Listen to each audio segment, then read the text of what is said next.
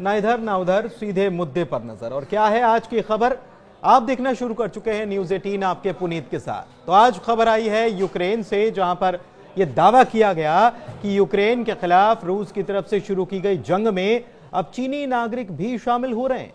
इसको लेकर ज़ेलेंस्की ने एक दावा भी किया है।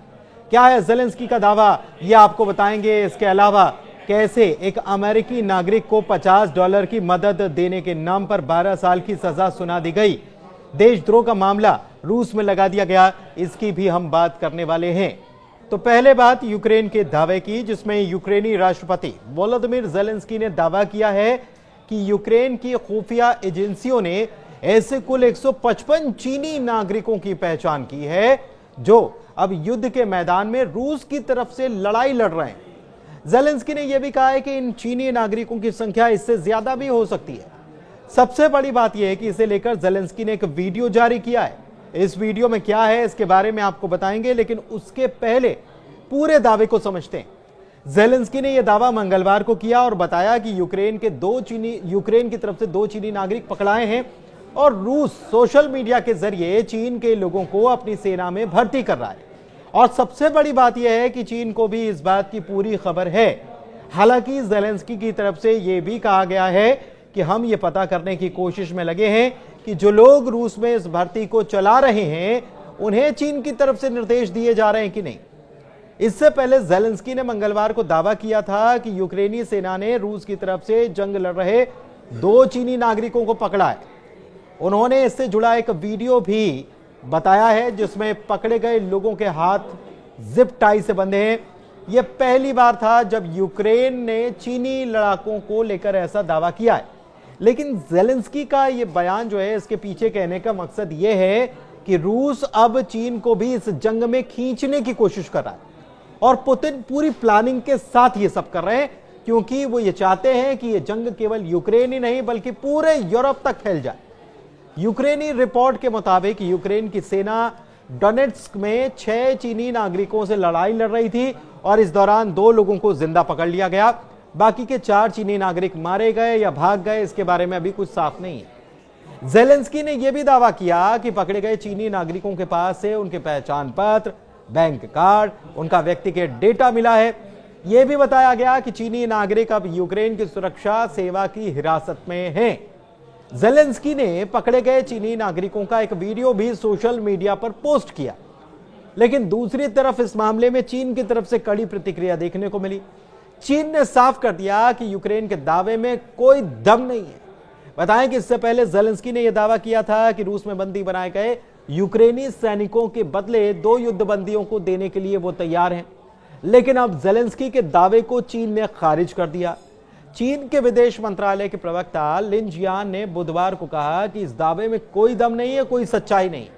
लिन जियान की तरफ से यह भी कहा गया कि चीनी सरकार ने हमेशा अपने नागरिकों को जंग वाले इलाके से दूर रहने और किसी भी तरह से ऐसी लड़ाई में शामिल होने से बचने को कहा। लिन जियान ने यह भी कहा कि चीन यूक्रेन के साथ बातचीत करके इस मामले से जुड़ी पूरी जानकारी हासिल कर रहा है। हालांकि इससे पहले भी चीन रूस और यूक्रेन के बीच जारी युद्ध में खुद को तटस्थ बताता रहा है और यह कहता रहा है कि ना हम हथियार दे रहे हैं और ना ही सैनिक दिए जा रहे।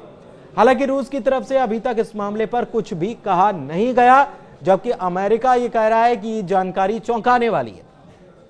इससे पहले यूक्रेन की तरफ से काफी पहले यह दावा किया जा चुका है कि रूस की मदद के लिए उत्तर कोरिया से सैनिक मैदान में उतारे गए हैं और वो यूक्रेन के खिलाफ जंग लड़ रहे हैं। यूक्रेन ने यह भी दावा किया गया है यूक्रेन की तरफ से कि उत्तर कोरिया ने रूस को बड़े पैमाने पर हथियारों की भी सप्लाई की है। और तो और दक्षिण कोरिया भी यह दावा करता आया है कि रूस की तरफ से उत्तर कोरिया के सैनिकों को पूरी ट्रेनिंग देकर युद्ध के मैदान में उतारा गया, जो अब भी जंग में उनके साथ खड़े। यानी कि रूस और यूक्रेन जंग में विदेशी सैनिकों की मौजूदगी के दावे पहले भी किए जाते रहे, लेकिन इसे लेकर कुछ जानकारियां और सामने आई हैं जो काफी चौंका रही हैं। यूक्रेन के अखबार प्रावदा ने यूक्रेनी सेना का हवाला देते हुए बताया है कि चीनी नागरिकों को जंग लड़ने के लिए रूस पैसे दे रहा है। जो शख्स पकड़ा गया उसे चीन में एक रूसी ब्रोकर ने $3,480 यानी कि करीब 3 लाख रुपए दिए थे। इसके साथ ही उसे रूसी नागरिकता देने का वादा किया गया था। पकड़े गए कि शख्स ने यूक्रेनी अधिकारियों को बताया कि उसे कई सारे चीनी नागरिकों के साथ लुगांस्क इलाके में ट्रेनिंग दी गई और इनमें से कई लोगों पर चीन में मामले चल रहे थे, आपराधिक मामले थे या कुछ और ये सब अपना देश भी छोड़ना चाहते थे। लेकिन केवल यूक्रेन नहीं बल्कि रूस की तरफ से भी युद्ध के मैदान में किसी और देश के लोगों के होने के आरोप लगाए जाते रहे। कुछ महीने पहले रूस के रेडिट नाम के हैकर ग्रुप ने यूक्रेन के लिए लड़ने वाले विदेशी सैनिकों की जानकारी सार्वजनिक कर दी थी और इसके मुताबिक रूस और यूक्रेन जंग की शुरुआत से लेकर अब तक यूरोप के 36 देशों से किराए के सैनिक लड़ने के लिए पहुंच रहे। इसके अलावा भारत समेत एशिया के 22 देशों के नागरिक यूक्रेन की तरफ से लड़ रहे हैं, यह भी कहा गया। इस दावे के मुताबिक पड़ोसी देश पोलैंड के अब तक 2960 नागरिक यूक्रेन पहुंचे और इनमें से 1497 की जंग में मौत हो चुकी है। अमेरिका के भी 1100 से ज्यादा सैनिक रूस के खिलाफ जंग लड़ रहे हैं और इसमें 491 की मौत हो चुकी है। अब आपको दूसरी खबर बताते हैं। दरअसल रूस ने देशद्रोह के आरोप में 12 साल की सजा काट रही रूसी अमेरिकी नागरिक कसेनिया कैरोलिना को रिहा कर दिया। कसेनिया पर यूक्रेन की मदद के लिए $50 का चंदा देने का आरोप लगा था। कैरोलिना को पिछले साल रूस में गिरफ्तार कर सजा सुनाई गई, लेकिन अब उनकी रिहाई हो गई है। यह रिहाई अदला बदली के तौर पर की गई।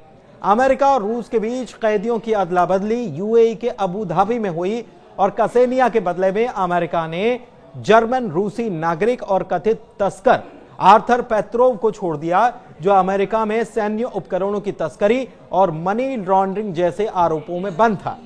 पेत्रोव पर अमेरिका में बनी माइक्रो इलेक्ट्रॉनिक्स को रूस में तस्करी करने का आरोप है। इनका इस्तेमाल रूसी सेना के लिए हथियार बनाने में होता था। रूस ने जिस 33 साल की कैरोलिना को रिहा किया, वो बैले डांसर रह चुकी हैं और एक अमेरिकी नागरिक से शादी करने के बाद 2021 में उन्होंने अमेरिकी नागरिकता ले ली थी। कैरोलिना का कहना है कि उसे नहीं मालूम था कि जिस संस्था को उसने चंदा दिया वो यूक्रेनी सेना को पैसे देती है, क्योंकि उसे यह बताया गया था कि इस फंड का इस्तेमाल रूस यूक्रेन के बीच चल रही जंग के पीड़ितों की मदद के लिए किया जाएगा। धन्यवाद।